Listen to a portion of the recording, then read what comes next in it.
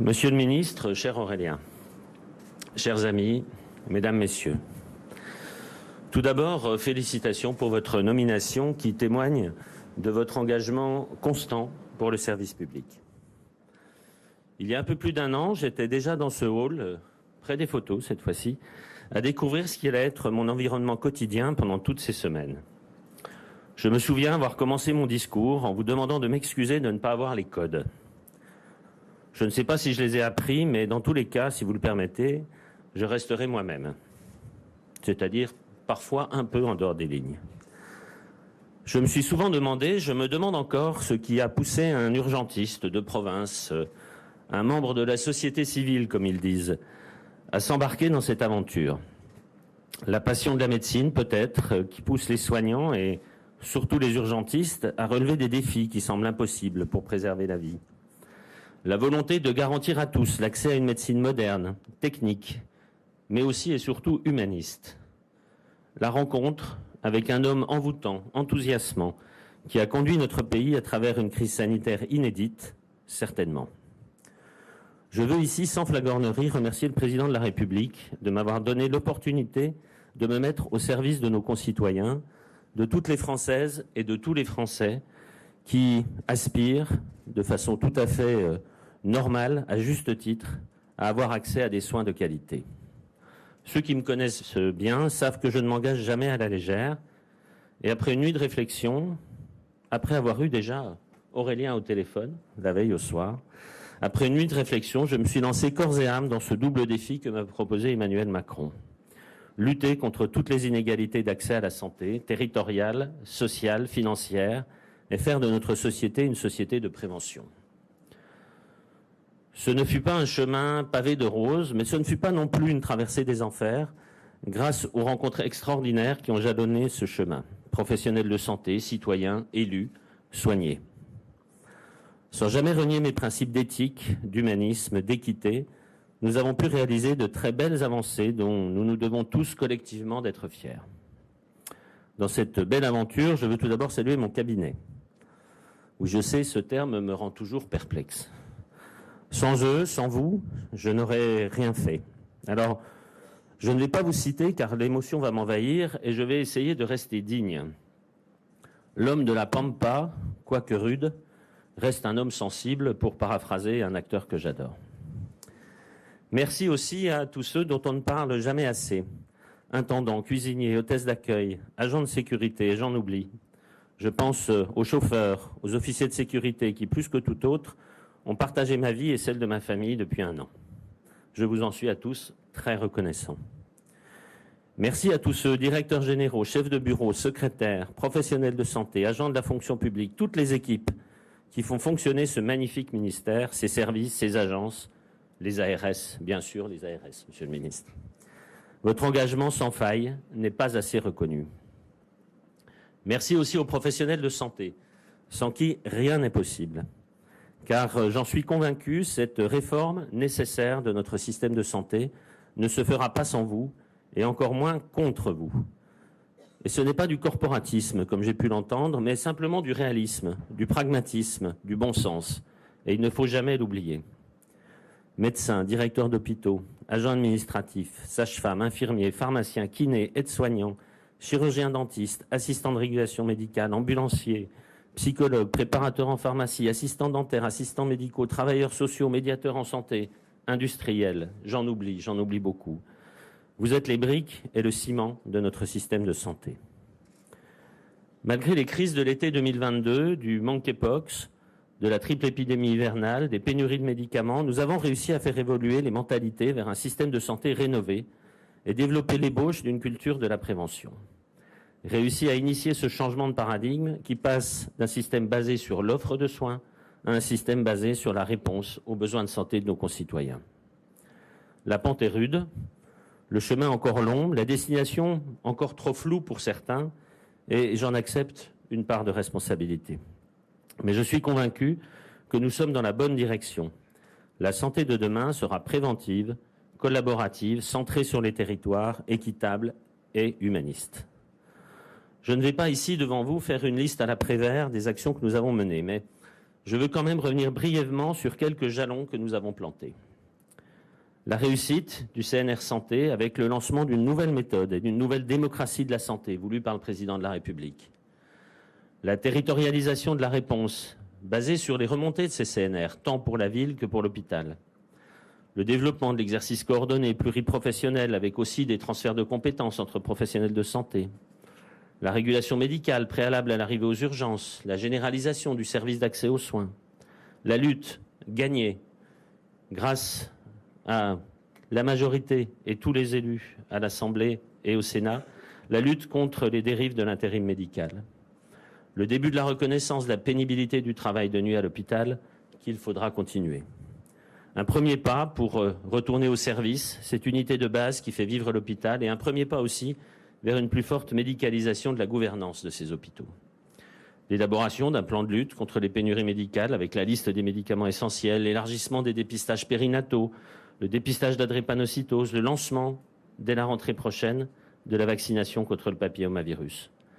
Des avancées significatives pour la santé sexuelle et reproductive, pour la santé des femmes, le développement du sport santé à poursuivre, et les rendez-vous de prévention dont le déploiement est programmé pour le 1er octobre. Sur le plan politique, quelques belles batailles dès la sortie de la crise sanitaire, premier texte de la mandature, et des combats pour toujours garder notre ligne, celle de l'éthique et de la réponse aux besoins de santé, sans a priori, mais aussi sans se laisser entraîner vers des solutions simplistes, voire populistes, et notoirement inefficaces. De belles victoires aussi autour des désormais lois RIST 2, Katabi et Josso. La liste est encore longue, mais je ne veux ni lasser ni paraître prétentieux. Simplement vous rappeler le chemin que nous avons parcouru pour que nous en soyons tous, je le redis, collectivement très fiers. J'ai trouvé en arrivant un système de santé à bout de souffle, exsangue après 2 années de crise sanitaire et des décennies de sous-investissement, y compris et surtout politique, alors même que la santé est la préoccupation principale de nos concitoyens. Je suis un membre de la société civile. Ce n'est pas une maladie honteuse et je le revendique haut et fort. Si l'on qualifie parfois le monde politique de rude, rudesse toute relative, quand vous la comparez à la vie, la souffrance, la mort que côtoient continuellement les soignants, gardons-nous que ce monde ne devienne aveugle à la réalité.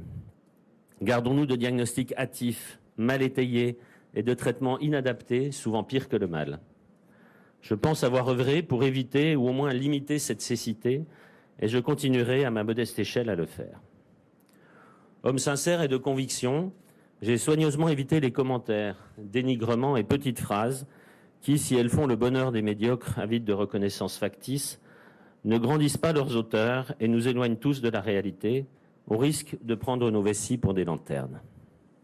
Cette réalité, c'était les inégalités croissantes d'accès aux soins. Et je crois sincèrement que par nos actions, nous avons stoppé cette descente aux enfers.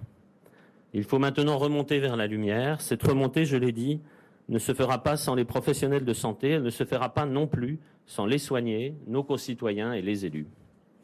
La démocratie sanitaire, ce n'est pas qu'un mot, c'est la base de cette reconstruction et cette base s'appuie sur les CNR territoriaux. Je suis soulagé, Monsieur le Ministre, de laisser cette belle administration et cette rude tâche à un homme que je connais, que j'apprécie depuis longtemps et qui connaît parfaitement notre écosystème et les enjeux à venir. Je sais aussi que Agnès Firmin-Lebaudot, comme elle l'a fait à mes côtés, vous épaulera dans ce travail. Ne lâchez rien, Monsieur le Ministre, tous mes vœux vous accompagnent.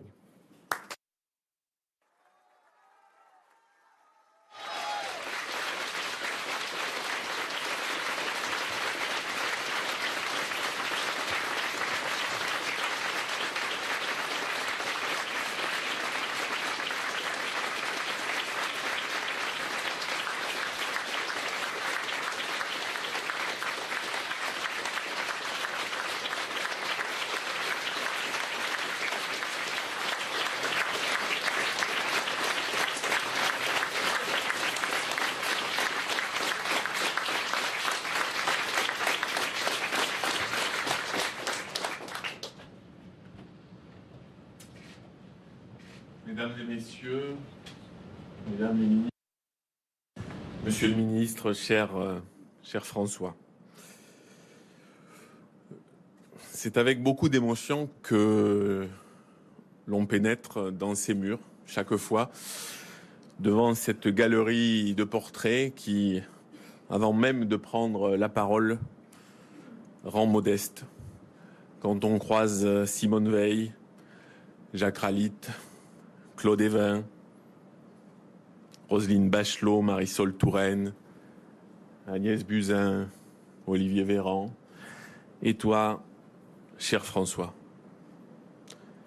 Émotion d'être dans ce ministère, d'en prendre aujourd'hui la direction, parce que j'en connais très intimement la force, la solidité, le courage dans son administration centrale comme dans ses agences. Et, monsieur le ministre, tu as bien voulu citer les agences régionales de santé, mais au-delà, toutes les agences et évidemment tous les agents de ce ministère. C'est une chance inouïe au moment de rentrer, alors que tout se brouille un peu et que les questions sont nombreuses, de savoir que je peux compter sur vous et sur le travail qui a été engagé par François Braun et par son équipe, et à mon tour de saluer ton équipe. On parle trop peu souvent des cabinets et je veux les saluer très chaleureusement. Émotion aussi parce que ce bâtiment, je l'ai connu souvent presque vide pendant la crise du Covid. Je pense souvent à ces dizaines de milliers de victimes de l'épidémie, à tous ceux pour qui les soignants, à l'hôpital, en ville, se sont battus. Je pense aussi évidemment à tous ceux qui souffrent encore aujourd'hui de Covid long. L'émotion, c'est aussi de la gravité au moment de prendre la tête de ce ministère des crises, les crises du quotidien. Et ce matin, dans les quelques échanges que nous avons eus, François, tu m'as fait le point sur la vague de chaleur, sur les sujets stratégiques. Et évidemment, c'est ça la première des missions et des forces de ce ministère. Mais c'est aussi un ministère des crises parce que le monde de la santé, depuis plusieurs années maintenant, traverse des crises au-delà du Covid, qu'il y a urgence à voir du concret, urgence à voir les changements pour les soignants, pour les soignés, dans les services, dans les cabinets médicaux. Ça n'est pas simplement la crise du court terme, ce n'est pas un ministère où les crises se succèdent juste sur le point de vue sanitaire. C'est aussi un ministère qui pilote et qui doit apporter des réponses à tout un monde qui réclame avec justesse, qui réclame du sens.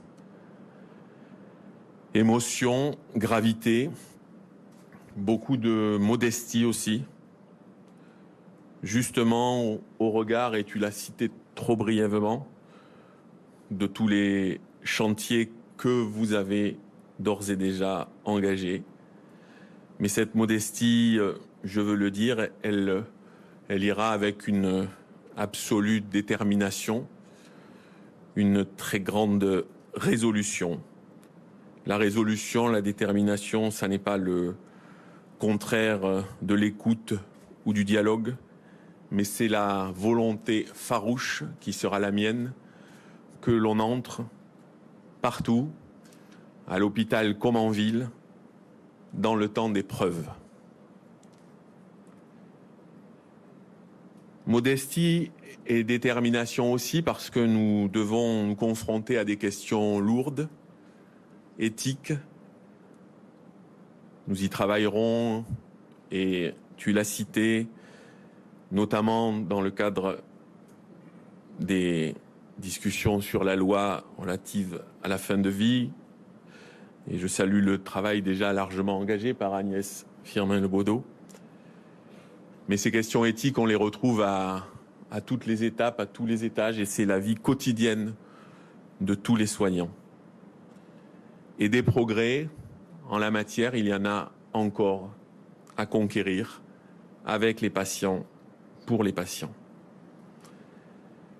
Modestie, je le disais parce que je succède ce matin à un homme d'exception, un homme d'engagement, un homme de courage, un homme de détermination et un homme d'écoute.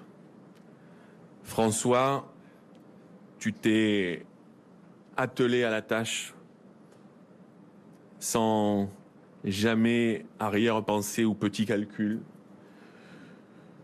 d'un parcours de soignant, de représentant des urgentistes. Tu as su faire, tu as su tirer l'énergie d'être un ministre qui a fait bouger les lignes. Je peux témoigner du nombre de fois où, à quelques heures de lancer des décisions sur la lutte contre les abus de l'intérim médical, d'autres auraient pu flancher et tu n'as pas flanché. Et c'est aussi la force de ce ministère d'avoir préparé et travaillé à tout ça. François Braun, c'est un parcours, c'est la simplicité du contact, de l'écoute, et en même temps, c'est cette absolue détermination.